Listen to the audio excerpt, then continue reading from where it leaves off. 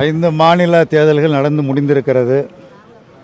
முடிவுகள் 4ஆம் தேதி வெளிவர இருக்கின்றன.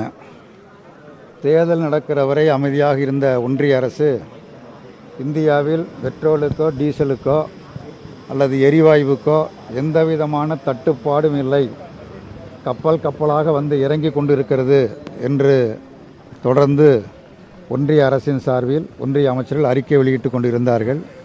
ஆனால் இப்பொழுது திடீரென வணிக சிலிண்டரின் விலை பன்மடங்கு உயர்த்தப்பட்டு இருக்கிறது.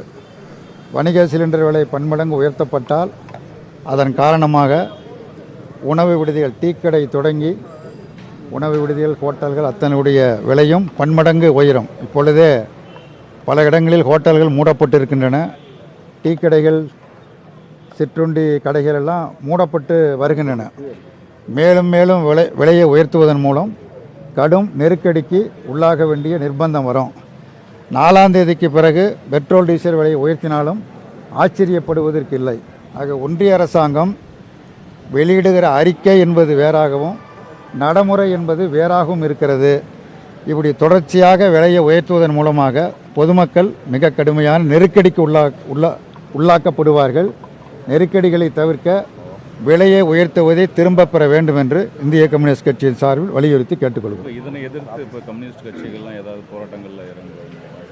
பொதுவாக விலைவாசி உயர்வதற்கு எதிராக தொடர்ந்து கம்யூனிஸ்ட் கட்சி போராடும் என்பது எல்லோருக்கும் தெரியும். அது மாதிரி இப்படி தொடர்ந்து விலையை உயர்த்தப்பட்டால் கம்யூனிஸ்ட் கட்சியை எதிர்த்து கடுமையான போராட்டங்களை நிச்சயமாக உறுதியாக நடத்தும் என்பதை தெரிவித்துக் கொள்கிறோம். 5 மாநில தேர்தல்கள் நடந்து முடிந்திருக்கிறது. முடிவுகள் 4ஆம் தேதி வெளிவர இருக்கின்றன.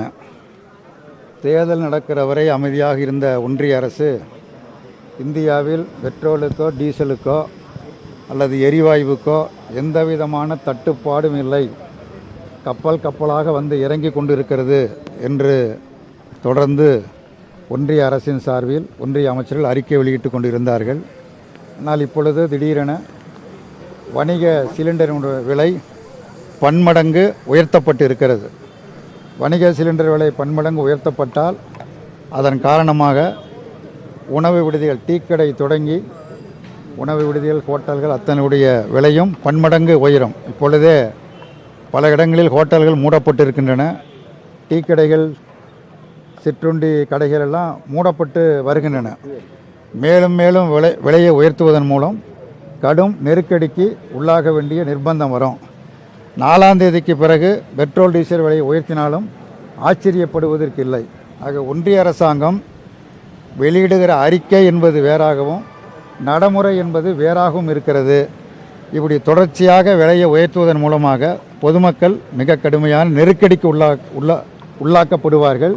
நெருக்கடிகளை தவிர்க்க விலையை உயர்த்துவதை திரும்ப பெற வேண்டும் என்று இந்திய கம்யூனிஸ்ட் கட்சியின் சார்பில் வலியுறுத்தி கேட்டுக்கொள்கிறோம். இதனை எதிர்த்து இப்போ கம்யூனிஸ்ட் கட்சிகள்லாம் ஏதாவது போராட்டங்களில் இறங்குவாங்க?